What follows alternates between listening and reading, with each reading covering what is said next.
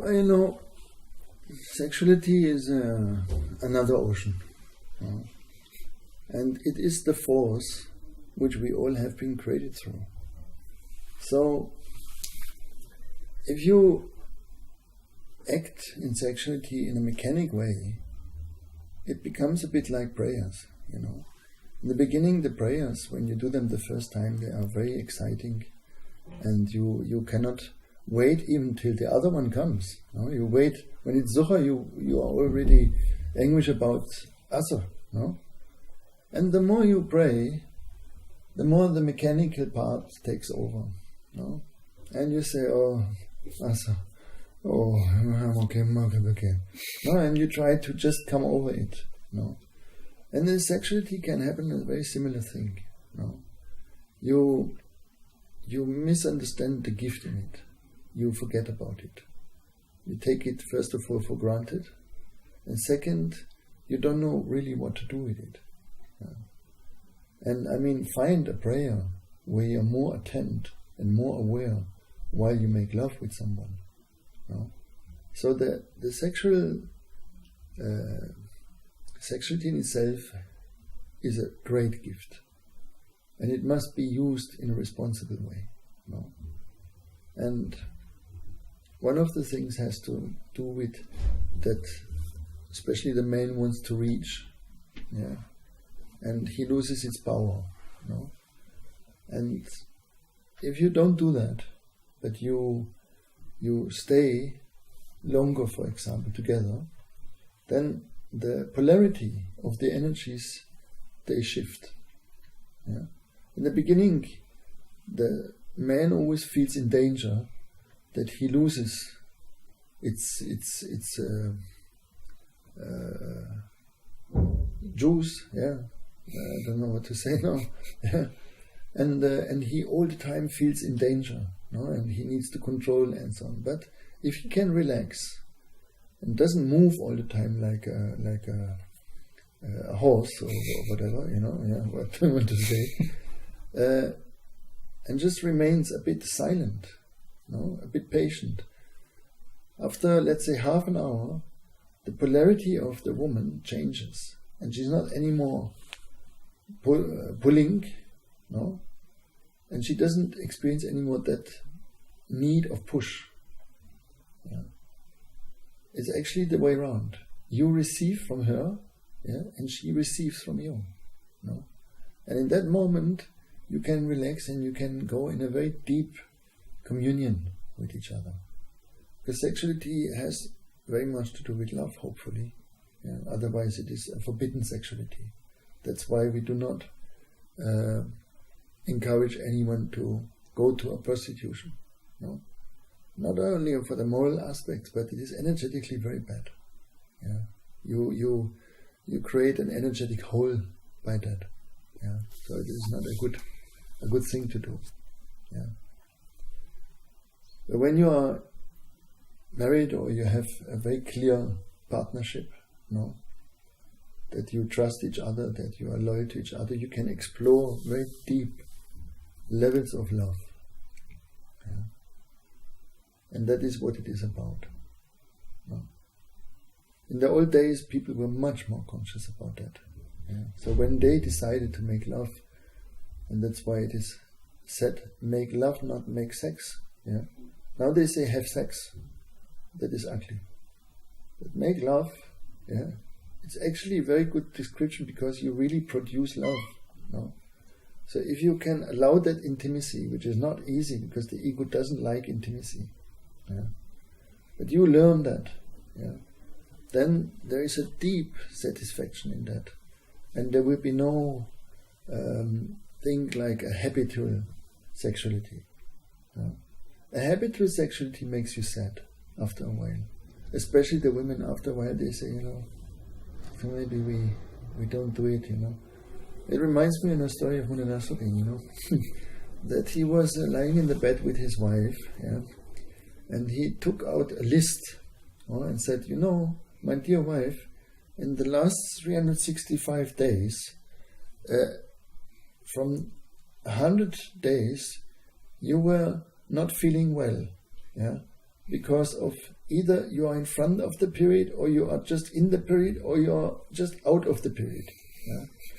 Then the other 50 days, you said, we have guests at home and we don't want to make any noise, it is embarrassing.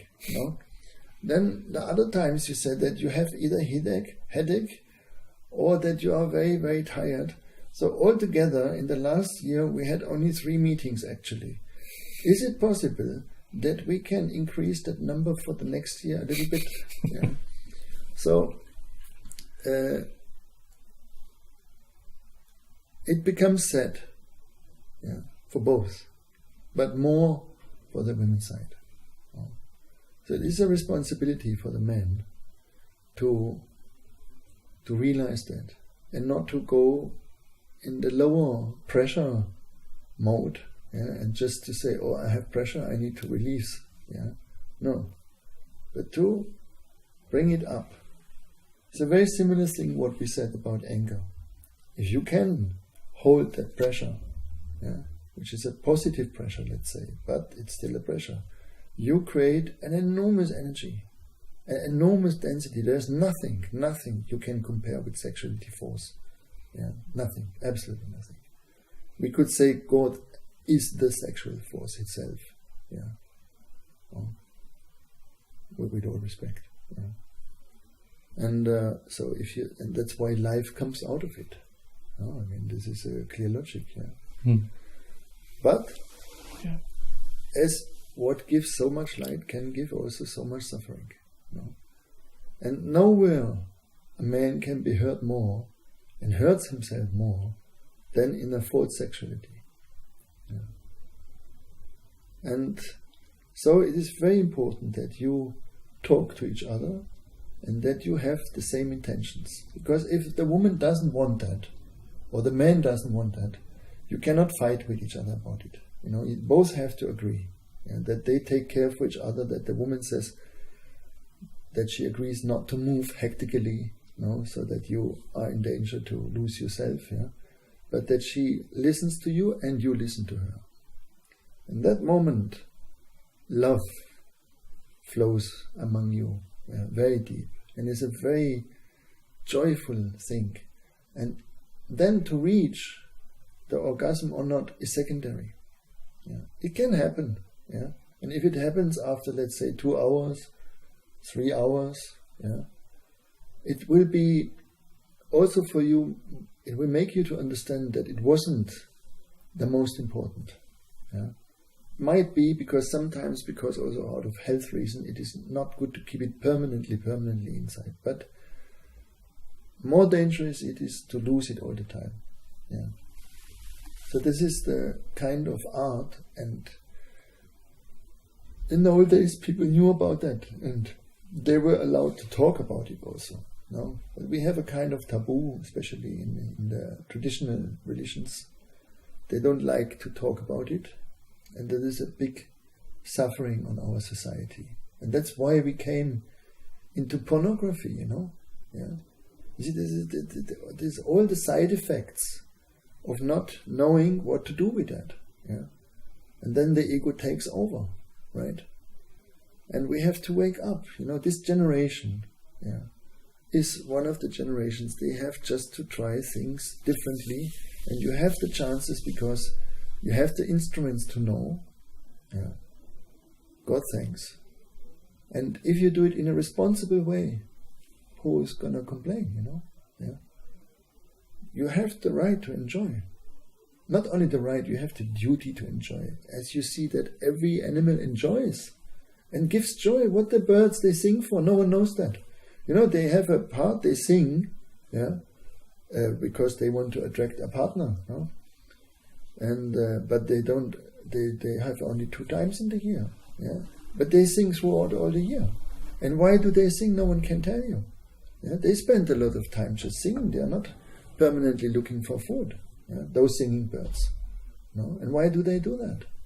Because it's joy. You can hear it. So we have to give also joy. This is what earth and existence gets food from. Your happiness is the happiness of everyone. Your happiness is the happiness of the existence, because everything resonates with each other. Yeah, we are in a resonance. So it is our duty to be as peaceful, as blissful, as truthful, as joyful you can be. Yeah. That is the mission. If you want the mission. Yeah. All right. Thank you so much. Thanks for coming. Thank you for your time and for your wisdom. It's my pleasure. And for coming to Amelia in Italy. We hope to see you again soon. Assalamu alaikum. Alaikum salam wa rahmatullahi wa barakatuh.